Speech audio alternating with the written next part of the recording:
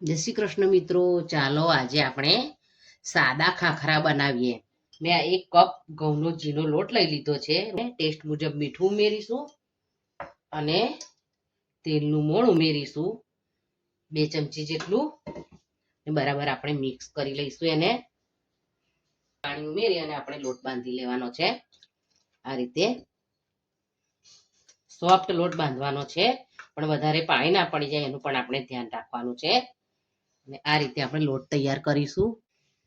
આ રીતે સરસ એનો આપણે સોફ્ટ લોટ તૈયાર કરી લેવાનો છે, જેને તેલથી આપણે કેળવી લઈશું. 10 મિનિટનો રેસ્ટ આપીશું.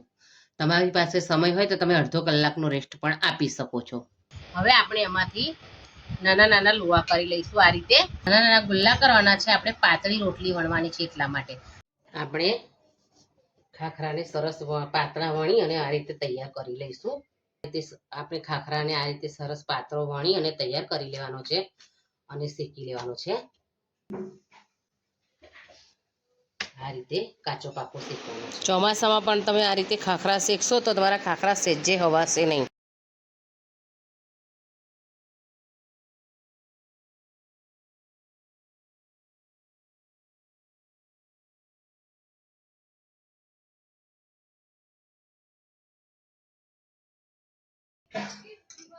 આ રીતે તેલ લગાડી લેવાનું છે. આ રીતે બધા વણી અને બધા ખાખરા કાચા પાકા શેકી અને આ રીતે તૈયાર કરી લેવાના છે. જો તમે અલગ અલગ મૂકશો તો ખાખરા આપણા કડક થઈ જશે અને પછી જ્યારે શેકશો ને તો સરખા શેકાશે નહીં, પોચા નહીં બને, મોઢામાં વાગશે એવા થશે. એટલા માટે આ રીતે આપણે એને વણી અને તેલ લગાવીને એકબીજાની ઉપર આ રીતે મૂકી દેવાના છે. આપણે બધા ખાખરા આ રીતે વણી અને તૈયાર કરી લેવાના છે અને પછી એને આવી રીતે એકબીજા ઉપર જ મૂકીને આપણે તેલ લગાવતા જવાનું છે. જો તમે અલગ અલગ મૂકશો તો ખાખરા આપણા કડક થઈ જશે અને પછી જ્યારે શેકશો ને તો સરખા શેકાશે નહીં, પોચા નહીં બને, મોઢામાં વાગશે એવા થશે. એટલા માટે આ રીતે આપણે એને વણી અને તેલ લગાવીને એકબીજાની ઉપર આ રીતે મૂકી દેવાના છે. આપણા કડક થઈ જશે અને પછી જ્યારે શેકશો ને તો સરખા શેકાશે નહીં, પોચા નહીં બને, મોઢામાં વાગશે એવા થશે. એટલા માટે આ રીતે આપણે એને વણી અને તેલ લગાવીને એકબીજાની ઉપર આ રીતે મૂકી દેવાના છે. અને આપણે તમને ટાઈમ ના હોય તો તમે ઢાંકીને અડધો કલાક માટે આવી રીતે એને ઢાંકી અને રહેવા દઈ અને અડધો કલાક પછી પણ આપણે એને શેકી શકીએ છીએ. હવે આપણે એને શેકી લઈશું. એક તો આ રીતે તમે અલગ અલગ આ રીતે એક એક ખાખરો આ રીતે શેકી શકશો.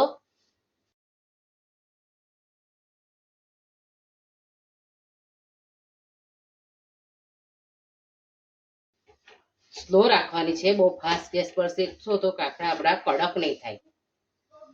એટલે ગેસની ફ્લેમ આપણે ધીમી રાખીશું. એકદમ ધારોથી શરૂઆત કરતા કરતા શેકશો ને તો તમારો ખાખરો એકદમ સોફ્ટ ને સરસ શેકાશે. આ રીતે જો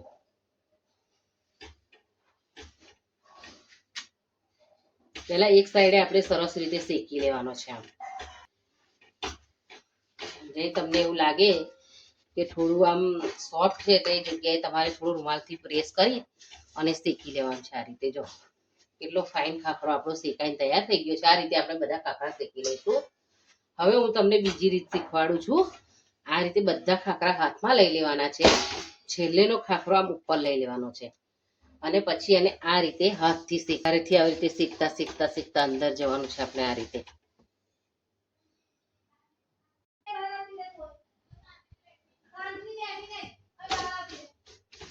રીતે આપણે એક તરફ શેકાઈ જાય પછી બીજી તરફ આપણે એને ફેરવી લેવાનો છે. ખાખરાને આ રીતે આપણે એક તરફ શેકાઈ જાય પછી બીજી તરફ આપણે એને ફેરવી લેવાનો છે. ખાખરાને આ રીતે અને શેકી લેવાનો છે. આ રીતે શેકાઈ જાય એટલે આપણે અલગથી લઈ અને બીજો ખાખરો પાછો મૂકવાનો છે, એની પર શેકાઈ ગયેલો મૂકવાનો છે. આ રીતે આપણે બધા ખાખરા શેકી લેવાના છે. આ રીતે આપણે બધા ખાખરાને શેકી લેવાના છે.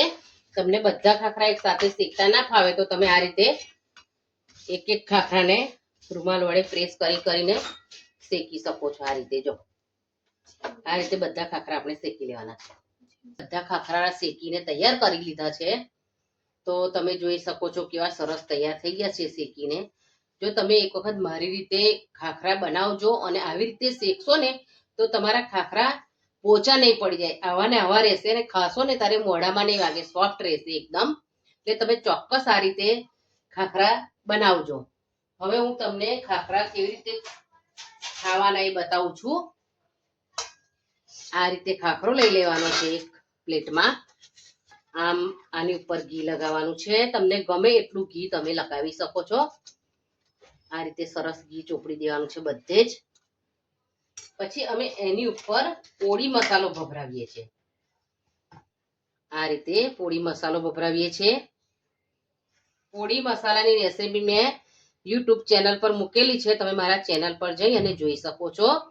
અને પાણીપુરી ફ્લેવરના ખાખરાની રેસીપી પણ મારા ચેનલ પર મૂકેલી છે, એ પણ તમે ચેનલ પર જઈને જોઈ શકો છો. આ રીતે પોળી મસાલો બરાબર સરસ રીતે ભભરાઈ દેવાનો છે ઉપર. તમને ગમે એટલો તમે ભભરાવી શકો છો. આ ખાખરા તમે 2 મહિના સુધી આવા નવા રહે છે, એને કશું જ નથી થતું. એટલે તમે આ રીતે ચોક્કસ ખાખરા ટ્રાય કરજો અને આ રીતે પોળી મસાલો લગાવીને પણ તમે એને એન્જોય કરજો.